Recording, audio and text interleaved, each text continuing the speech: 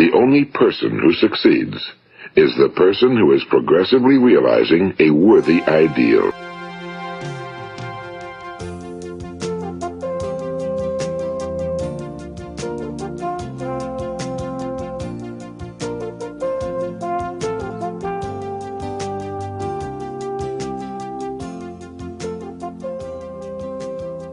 In the year 1843, a man was born who, during his lifetime, was to have a profound effect on millions of people.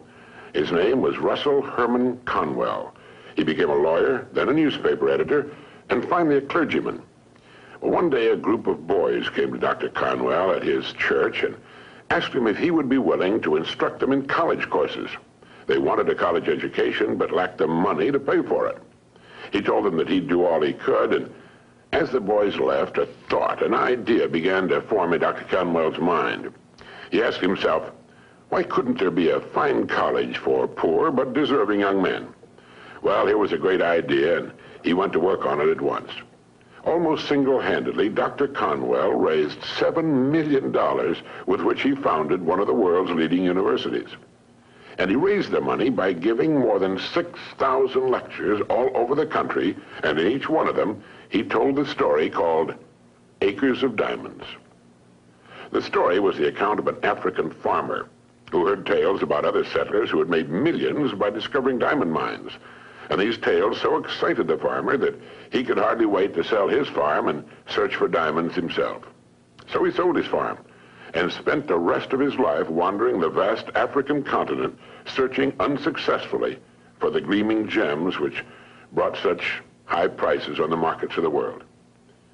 Finally, in a fit of despondency, broke and desperate, as I remember the story, he threw himself into a river and drowned. Now, meanwhile, the man who had bought his farm one day found a large and unusual stone in a stream which cut through the property. And the stone turned out to be a great diamond of enormous value. And he then discovered that the farm was covered with them, and it was to become one of the world's richest diamond mines. The first farmer had owned literally acres of diamonds, but had sold them for practically nothing in order to look for them elsewhere. If he'd only taken the time to study and prepare himself, to learn what diamonds looked like in their rough state, and had first thoroughly explored the land he owned, he would have found the millions he sought right on his own property. The thing about this story that so profoundly affected Dr. Conwell and subsequently millions of others was the idea that each of us is, at this moment, standing in the middle of his own acres of diamonds.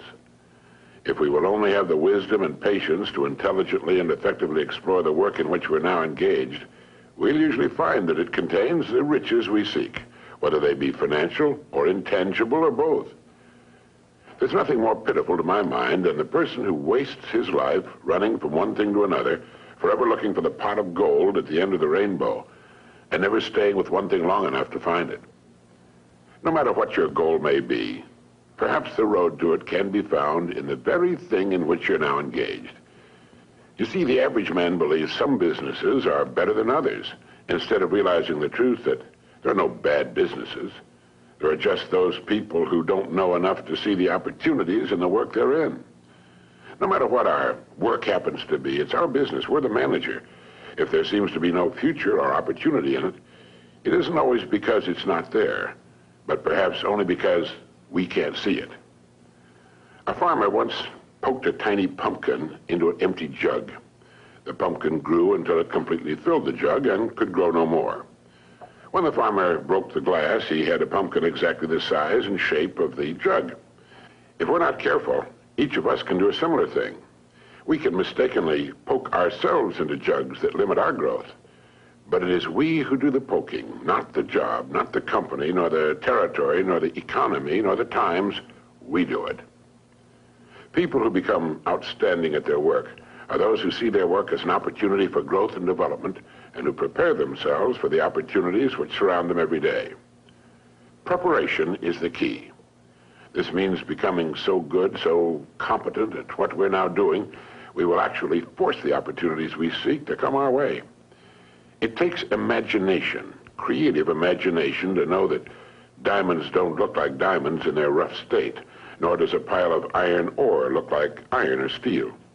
Great opportunities lurk constantly in every aspect of the work in which we now find ourselves. In order to begin prospecting your acres of diamonds, start to develop a faculty called intelligent objectivity, the ability to stand off and look at your job as a stranger might, a stranger who considers your pasture greener than his own. To do this, start at the beginning. Within the framework of what industry or profession does your job fall? Do you know all you can know about your industry? How did it begin? Why did it begin? Who started it and when? What's your industry's annual dollar volume? How fast has it grown during the past 20 years? What's its projected growth during the next 10 years? In short, start now to become a student of your industry. You'll be amazed at the results. In 5 years or less, you can become a national expert in your field. And it's the experts who write their own tickets in life. Surveys indicate that the great majority of people seem to look at their jobs as being as far as they can go, as the end of the line. They need to realize how really desperately an expanding and dynamic industry needs and seeks the uncommon person who is prepared to share in its growth, how richly it will reward this person of vision and action. On the other hand, those who are not preparing and growing are not just standing still. In relation to their industry, they're going backwards.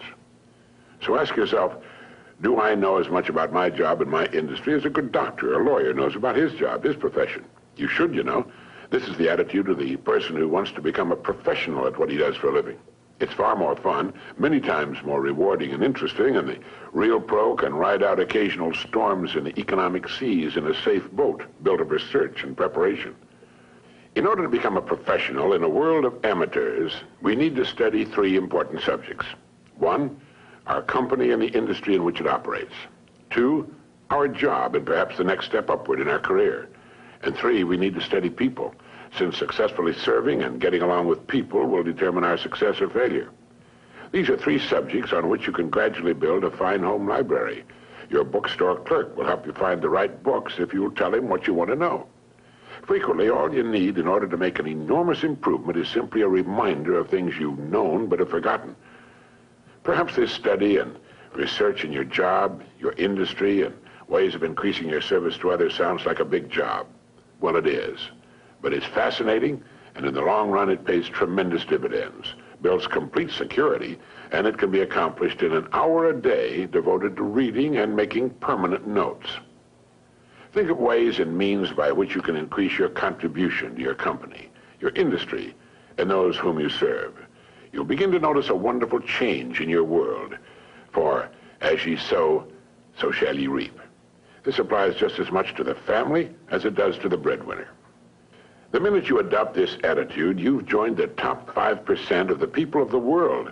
You've virtually removed all competition. You're creating rather than competing.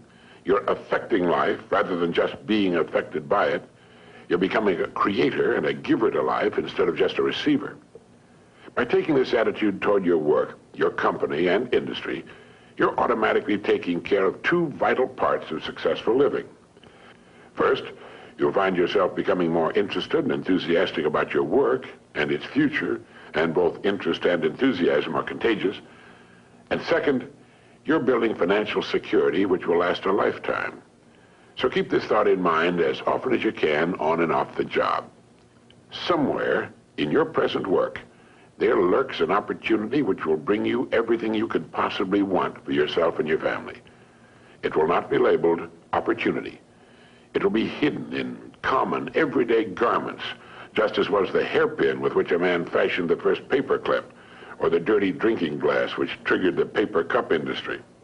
Now, in closing, here are 12 points to remember. 1, if we'll develop the wisdom and patience to intelligently and effectively explore the work in which we're now engaged, we will very likely find it contains the riches, tangible and intangible, we seek. 2, before we go running off into what we think are greener pastures, let's realize our own pasture is probably unlimited. 3, there are no bad jobs. It's the way in which we go about our work that makes it good or bad. 4, let's not poke ourselves into jugs beyond which we cannot grow. Let's avoid self-limitation. 5, only preparation can ensure our taking advantage of the opportunities which will present themselves in the future, opportunities which are around us now. Let's begin to prepare now. 6, Put your imagination to work on the many ways and means of improving what you're now doing. 7, learn all you can about your job, your company, and your industry. 8, since there's no limit to the growth of your industry, it must follow there's similarly no limit to your growth potential within that industry. 9, our dynamic and growing economy needs and will well reward the uncommon person who prepares for a place in its growth. 10, begin to build your library of reference material pertaining to your company, industry, job, and on how to better serve and get along with people. 11, set aside an hour a day for this study and research. 12, remember the story of the acres of diamonds.